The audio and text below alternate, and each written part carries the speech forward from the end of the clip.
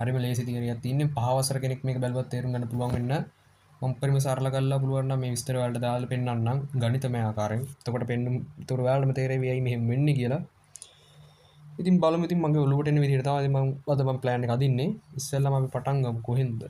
අද මම ඔයාලත් එක්ක කතා කරන්න යන්නේ කෙලින්ම අපි ආරම්භයටම යමු. හරිද? විශ්වය. විශ්වය අපි අදිමු ඉරකින්. ඔන්න ඔක තමයි විශ්වය. පැතලී කියන පෘථිවිය නෙමෙයි. හොඳයි.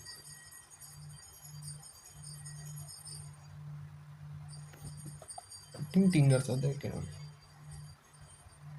මම දන්නේ නැහැ එකපාරම සද්දයක් ආවා. උගන්නේ නැහැ. හරි. ඔක තමයි විශ්වය. හරිද?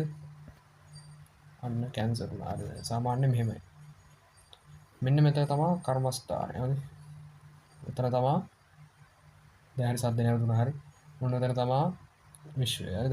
උතන තමයි අපි හැමෝම ඉන්නේ කියලා හිතමු. පෘථිවිය. හරිද? මේ පෘථිවිය තමයි ඉරකින් ඇන්දේ. ඔන්න උතන තමයි අපි හැමෝම ජීවත් වෙන්නේ සහ හැමදේම තීරණය වෙන්නේ ඔන්න උතන. ඉස්සෙල්ලා මිනිස්සයා බිහි වුණා. කර්මය බලපාන්න ගත්ත කාලේ ඉඳන් කාලය මිනිස්සුන් කාලය ගෙවී යන බව අපි හඳුනාගත්ත කාලේ ඉඳන් තමයි කර්මය ගෙවී යනවා කියලා දැනෙච්ච කාලේ ඉඳන් ඉන්න මෙතන කියලා අපි ගමු ලක්ෂය. හරි. ඊට පස්සේ හරිද? බුද්ධ දේශනා විදිහට අපි හිතමු ඔන්න කර්මය හට ගන්නවා. හරිද? 100% කියලා හිතමු. ඒක මකාගම අපි පස්සේ අපි ගමු. හරි. බුදුහාමුදුරුවෝ විවිධ මනුස්ස ලෝක. හරිද? අපි මෙන්න මේ මනුස්ස ලෝකයේ සත්ව ලෝකයේත් අපිට නොපෙනෙන සත්ව ලෝකයේත් මෙන්න මේ ඉරෙන් ගත්ත. හරිද? හරි.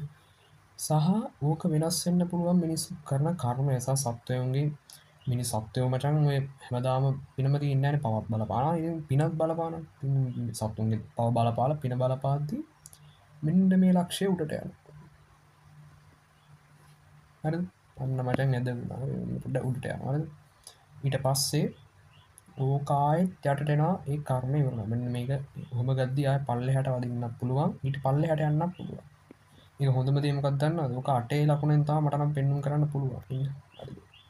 ඒතර මම කියමු මොකද කර්මය වැඩි වෙද්දී සාමාන්‍ය දිව්‍ය ලෝකයට සමාන හොඳ තැනකට යන්න පුළුවන්. හරි. ඊට පස්සේ ඕක ආය කැරකිලා මෙතනට එන්නත් පුළුවන්.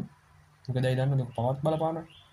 අපි පින අයින් වුණාන් පස්සේ පව බලපානවා. ඊට පස්සේ ඕක ආය පල්ලෙහාට යනවා මෙන්න මේ ලකුණට. මොකද අපි පව බලපාලා අපි ආයෙත් පව කරනවා. මොකද මම මෙහෙමයි. පින percentage අඩු වෙද්දී පව percentage එක වැඩි වෙද්දී පින 20ක් නම් පව 80ක් නම් අපි ආයෙ ඉපදෙන අපිත් බලන්නේම පව කරගන්න. හරිද? පින reduce වෙනවා. අඩුම වෙලා යනවා. ඊට පවම බලපාලා ඉස්සරහ පල්ලෙහාටම යනවා. ඒක තමයි ඇත්ත. හරි. ඊට පස්සේ අපි හිතමු මේ පව 180ක් තිබෙන මේ පව ගෙවලා අර 120 නේ. ඒ 120 බලපානකොට අර පල්ලෙහාට ගියපු කර්මස්ථානේ ආය අපි අර උඩටම එනවා.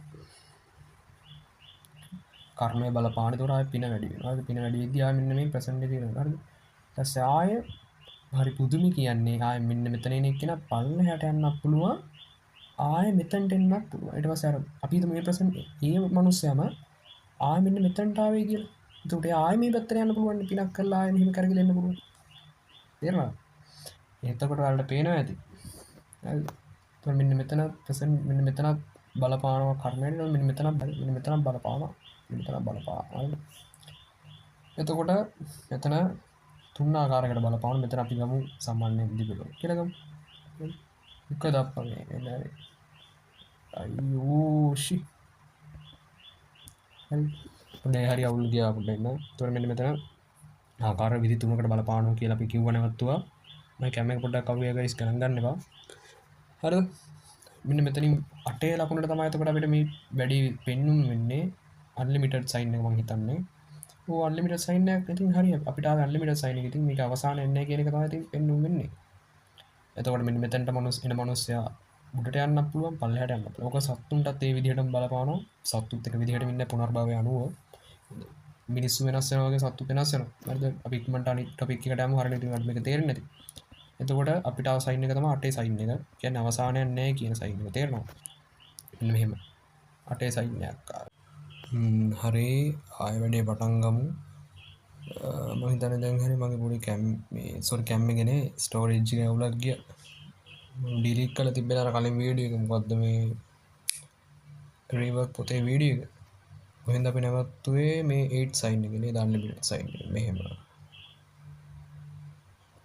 මොන සයින් එක මෙන්න මෙතනින් අපි ඉරක් ගැහුවා විශ්වය කියලා හරි දැන් මම ඔප්පු කරලා පෙන්නන්නේ මෙතනින් විතරක් පයින්න පුළුවන් කියලා විදිහ හරි කියන්නේ නිවන් දකින්න පුළුවන් මෙන්න මේ ලක්ෂයේදී විතරයි කියන්නේ විශ්වයේ කියන්නේ අපි ජීවත් වෙලා ඉන්න තැන මනුස්ස ලෝකේ හරි ඒ දන්නවද මම එහෙම කියන්නේ එන්න මම පෙන්නන්නම් ඔයාලා දන්නවා ඇති වෘත්තයක් හරිද මචං මේක මචං සුජි කොනස්රනේ හරි වෘත්තය හරිද අපි ඒක පැත්තකින් දී හරිද මේක අපි මෙහෙම ගමු සාමාන්‍යයෙන් ඇන්ගල් කරලා ගමු මෙන්න 90ක් කියලා හරි එතකොට අපි සාමාන්‍යයෙන් වෘත්තයේ පිටින් අපි සාමාන්‍ය මෙහෙම ඒකල් මතක විදිහට මෙහෙම ලක්ෂයක් යන්දොත් හරියටද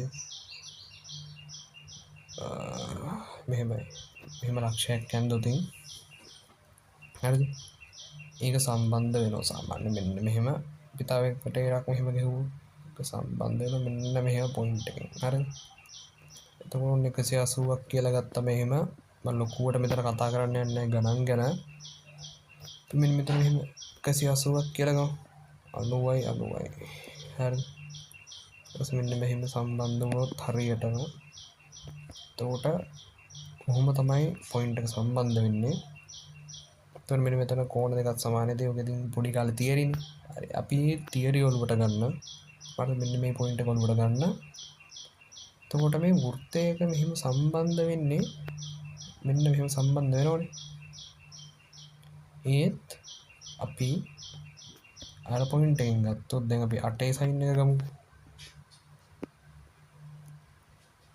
මෙහෙම එතකොට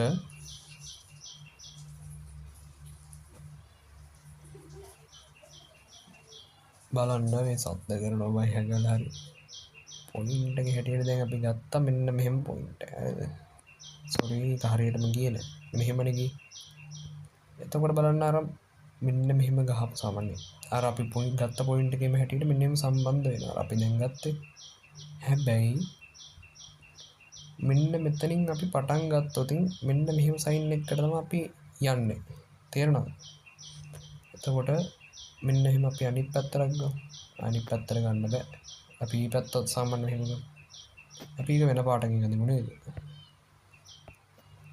අතු පාටින් දාමු තරාර මම කිව්ව නිවන මාර්ගෙන් ගියොත් මෙන්න එහෙම තමයි යන්න තියෙන්නේ හරිද එළියට යන්නේ එහෙමයි හරිද මොකද මේක මේ සයිඩ් එකෙන් විතරනේ ගන්න පුළුවන් හරිද ඊට පස්සේ අපි අනිත් පැත්තට ගමු සාමාන්‍යයෙන් අපි අර වෘත්තයක මෙහෙම අරගෙන 180 නේ 180 පොයින්ට් එකෙන් අල්ලලා ගත්තා මෙහෙම සහ මෙහෙම නව් ගියා අනේ මම ලොකුවට මේක විස්තර කරන්න යන්නේ නැහැ ගණන් ටික ඉතින් මෙහෙම තමයි මොකද හැමෝටම බලන්න පුළුවන් වෙන තමයි මේ වීඩියෝ එක ගේන්නේ පොඩ්ඩක් කැම් එක හරි මේ නිවිය හැනෙහිල්ල මේ වීඩියෝ එක කරන්නේ හරි ඊට පස්සේ මෙන්න මෙතනින් අපි යට සයිඩ් එකක් ගමු යට සයිඩ් එක ගත්තා ඊට පස්සේ මෙන්න මෙහෙම සම්බන්ධ කරමු සෝරි